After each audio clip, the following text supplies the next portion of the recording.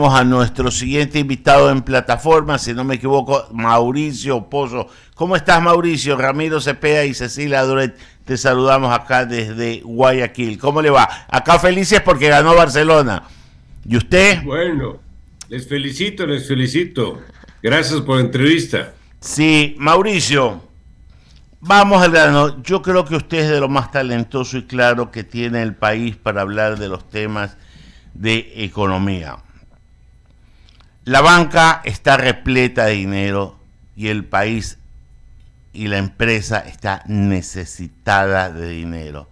Esta falta de consecuencia y consonancia entre el deber ser del sistema financiero, que es colocar dinero, claro, la parte de colocar dinero responsablemente, porque tiene que dar cuentas a los depositantes, y esa parte la entiendo. Hay también una corresponsabilidad por parte de quien debe dar las condiciones para que los negocios puedan fluir y pueda haber esta comunicación entre el que tiene dinero y el que lo necesita. Esto no se da. ¿Qué hace falta, Mauricio? Hay varios problemas aquí. El uno es lo que se tuvo hasta un poco más de un año, donde había falta de ritmo de los depósitos en el sistema financiero, es decir, no estaban depositándose recursos al ritmo que se requería. Y claro, si el sistema financiero, llámese bancos o cooperativas, no tienen los depósitos en el ritmo adecuado, tampoco pueden prestar, porque es lo que se llama en economía el proceso de ahorro e inversión. Los sectores excedentarios de fondos, a través del sistema financiero, permiten la colocación en los sectores deficitarios de fondos. Ese proceso se puede truncar por la razón que le menciono. Pero en el año 24, yo diría la mayoría del periodo hasta la presente fecha, el proceso de recuperación de los depósitos ha ido mejorando. Y ha ido mejorando por múltiples razones. Vino mucha liquidez producto, por ejemplo, de las remesas. Recuerde usted que las remesas del año pasado tuvieron récord histórico por sobre los 5.400 millones de dólares. Hubo financiamiento externo producto de los acuerdos. Entró plata del acuerdo con el Fondo Monetario y el resto de instituciones, entre otras fuentes. Y eso hizo que el ritmo de depósitos en el sistema empiece a mejorar. Pero ¿qué es lo que se dio? Que usted puede tener como sistema financiero la plata, la liquidez, pero no tiene quien le demande crédito. Es decir, la gente no se acerca, las personas, las empresas, no se acercan a pedirle crédito por razones varias. Una, porque no sabe si va a poder vender. ¿Para qué me voy a endeudar si no sé si voy a poder vender? Dos, porque mi situación está complicada, me quedé sin trabajo, o la demanda de mis productos, si soy un microempresario, ha bajado. Es decir, múltiples razones que hicieron que la demanda de crédito baje. Por lo tanto, los bancos retenidos de plata y las cooperativas también, en resumen, no tenían a quién prestar. Y además se une un tercer factor, que la cartera, producto del problema del año pasado, que fue de recesión económica, ya vamos a tener la cifra definitiva, provocó que la cartera se dañe, los índices de morosidad suban. Entonces, al mismo tiempo que no había la demanda de crédito, el sistema financiero también tenía que ser mucho más riguroso de cómo y a quién le prestaba la plata por el problema de una morosidad que se había incrementado en el último año. Así que... Y solo déjeme agregar uno, Mauricio, que lo detengo. También los bancos, el sistema financiero elevó las tasas de interés para captar más, ¿no? Captaron más recursos con tasas más altas, pero en los últimos meses han ido reduciéndose. Sí, estaba hablando del año pasado. En los últimos meses efectivamente ha reducido. Así es. Entonces, yo le diría, es un mix, es una combinación de varios factores los que explican el por qué no se da con el mejor dinamismo ese proceso de ahorro e inversión que usted cita al inicio de la conversación. Ya, Mauricio, tómese el cafecito que yo voy a hacer lo propio porque necesitamos un poco de café. Aquí Mire, hace un frío. toca analizar, usted es economista y yo algo entiendo, algo, un poquito de política. Quieren darle la interpretación económica a la sostenibilidad de la dolarización y al camino de desdolarizar en base a declaraciones y tratar de poner un anclaje constitucional a través de decir que el dólar es la moneda oficial con una reforma que para mí termina siendo un saludo a la bandera, y se lo voy a razonar por qué.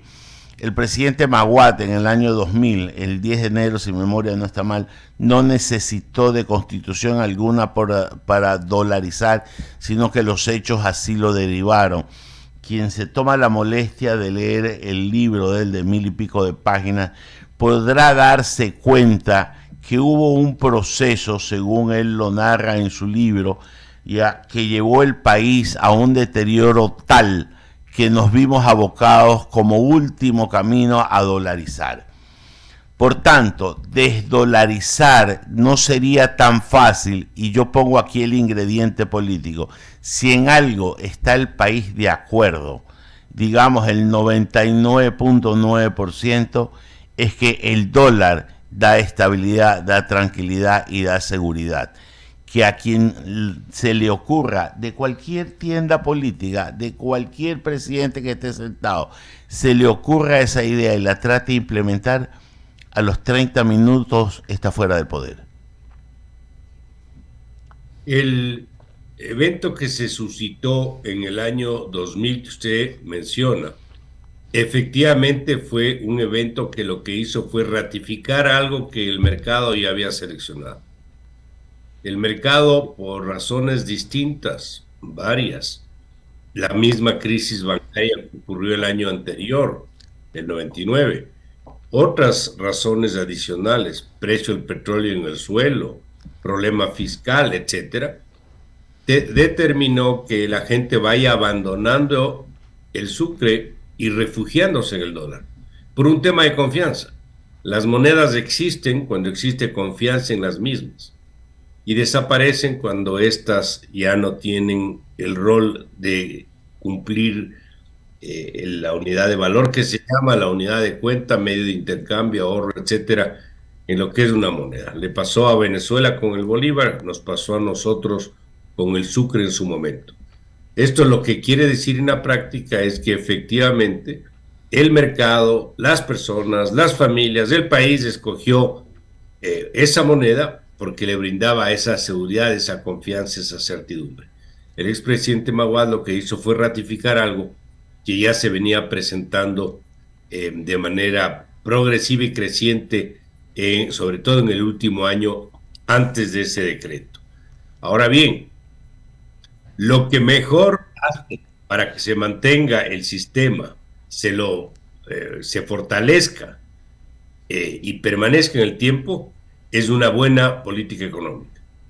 Puede estar escrito en piedra, puede estar en la Constitución que el dólar es nuestra moneda. Si no hacen bien las cosas, puede haber problemas.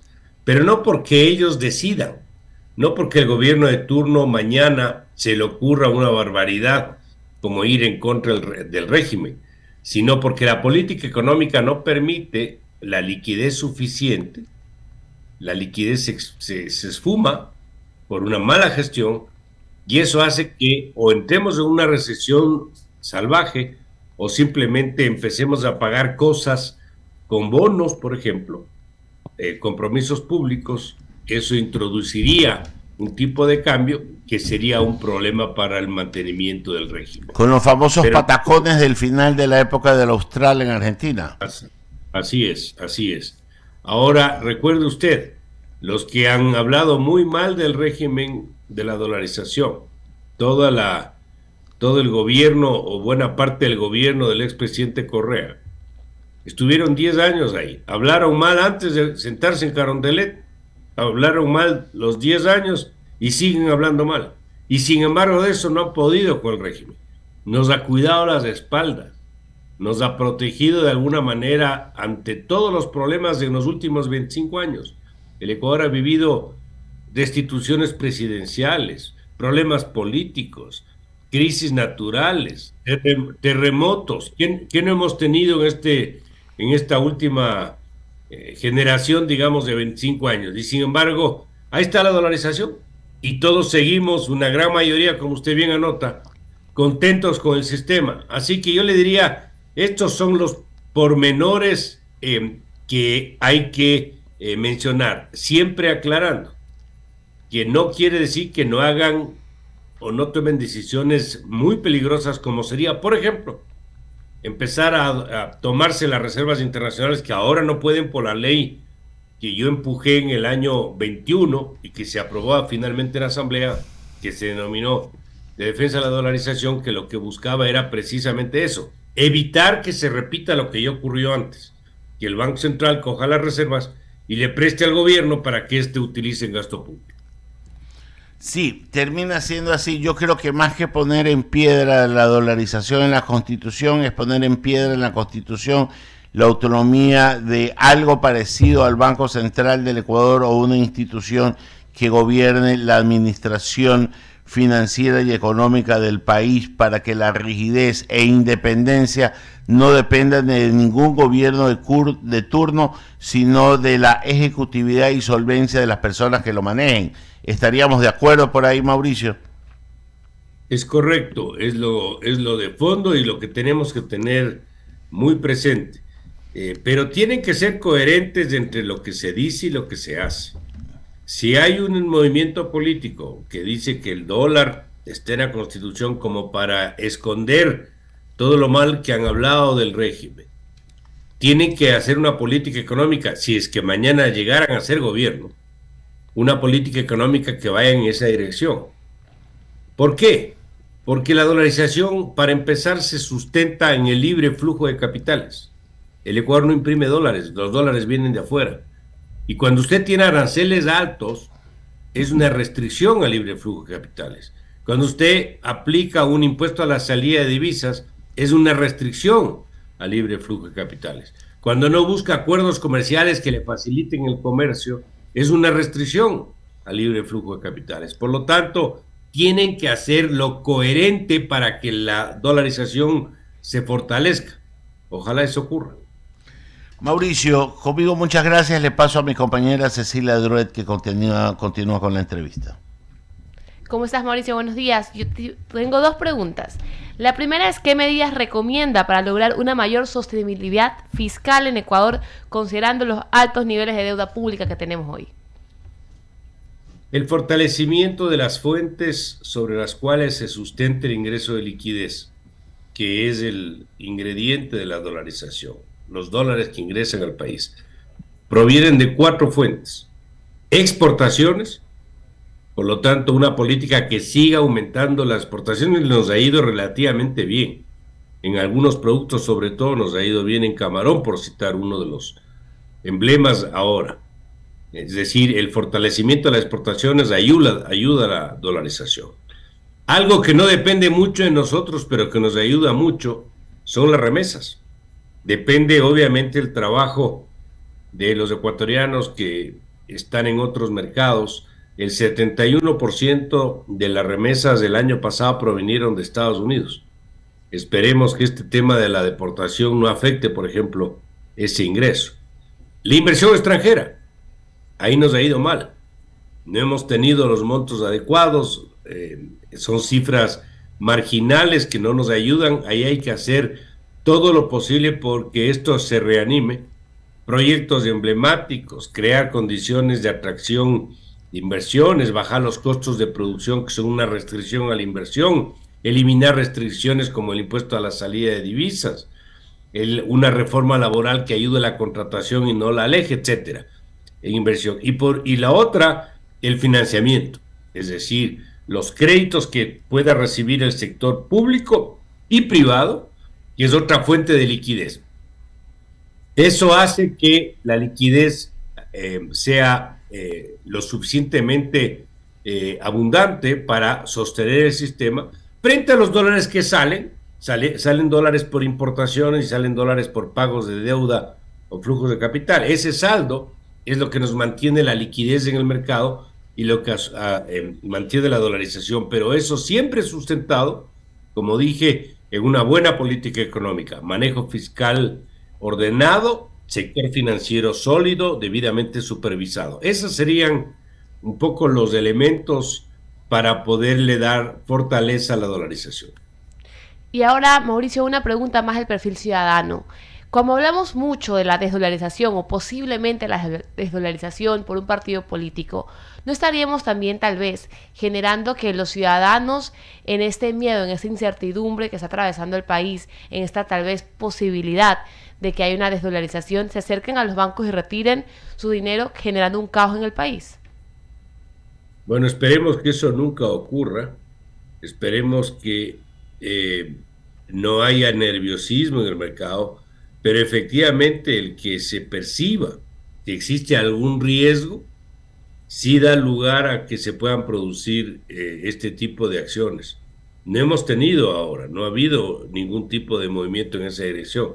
Por eso le decía que el gobierno que se vaya a posicionar en mayo, cualquiera que este sea, tiene que tener muy claro que no puede jugar contra un régimen que tiene el respaldo de la mayoría de ecuatorianos, la gran mayoría. Sería un suicidio hasta político, pero también tiene que dar las muestras que va en la dirección para fortalecimiento de la dolarización y no, por un lado, decir que sí y por otro lado tomar acciones que van en dirección contraria.